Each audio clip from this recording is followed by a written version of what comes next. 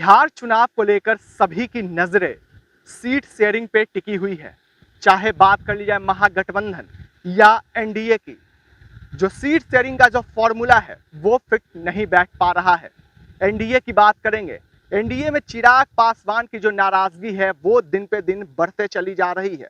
चिराग पासवान ने यहां तक नीतीश कुमार ने जो ऐलान किया था 7 निश्चय पार्ट 2 के बारे में, उससे भी ढकोसला बता दिया है।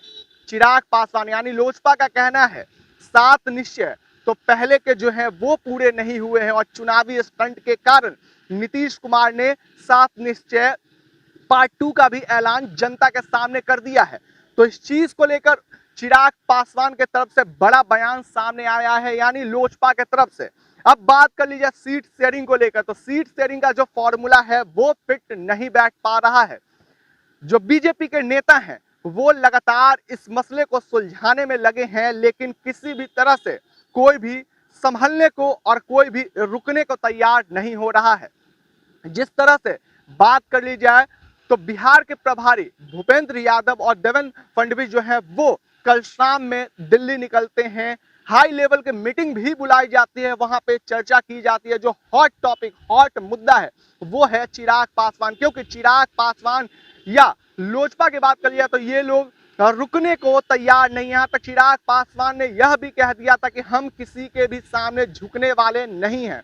हमारा जो कार्य है, जो हम लोगों से वादा करते हैं वो हम पूरा करके रहेंगे। और फर्स्ट बिहारी फर्स्ट के जो डॉक्यूमेंट है उसे वो पेश करने की भी बात कर रहे हैं जनता के सामने, और कह रहे हैं अगर हमारी सरकार बनती है तो इस चीज को लागू भी करेंगे। लेकिन फिलहाल अभी की तस्वीरें हम बताते हैं। जिस तरह से देवेंद्र फडणवीस आज पटना पहुंचते हैं, पटना एयरपोर्ट पहुंचते हैं और सभी लोग कयास यह लगा रहे थे कि उनकी मुलाकात बिहार के मुखिया नीतीश कुमार यानी जेडीयू के राष्ट्रीय अध्यक्ष नीतीश कुमार से होगी, लेकिन नीतीश कुमार से वो मुलाकात नहीं करते हैं।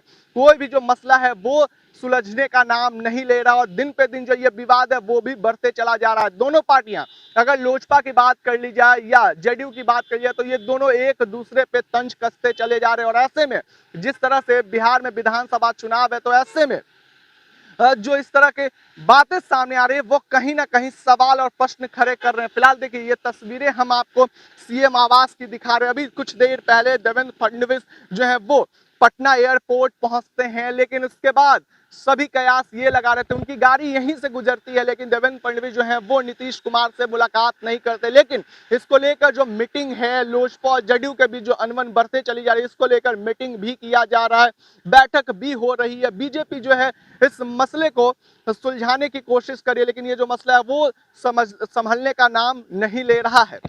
आपको बता दें कि जिस तरह से बिहार में विधानसभा चुनाव है, तो जो सीट शेयरिंग का मामला है वो फंसते नजर आ रहा है, चाहे बात कर लिया महागठबंधन या एनडीए की।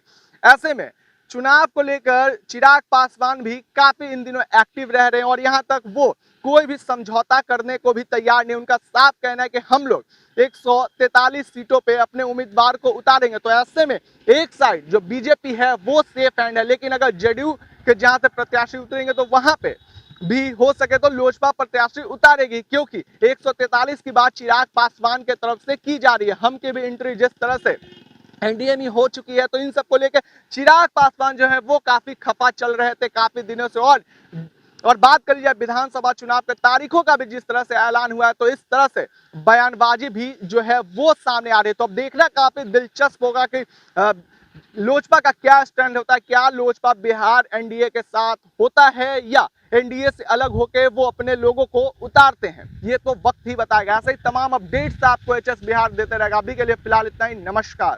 देश और दुनिया से जुड़ी सभी प्रमुख खबरों के लिए हमारे चैनल को सब्सक्राइब करें और लेटेस्ट वीडियो पाने के लिए बेल आइकन को जरूर दबाएं। साथ ही हमारे वीडियो को लाइक और शेयर करना ना भूलें।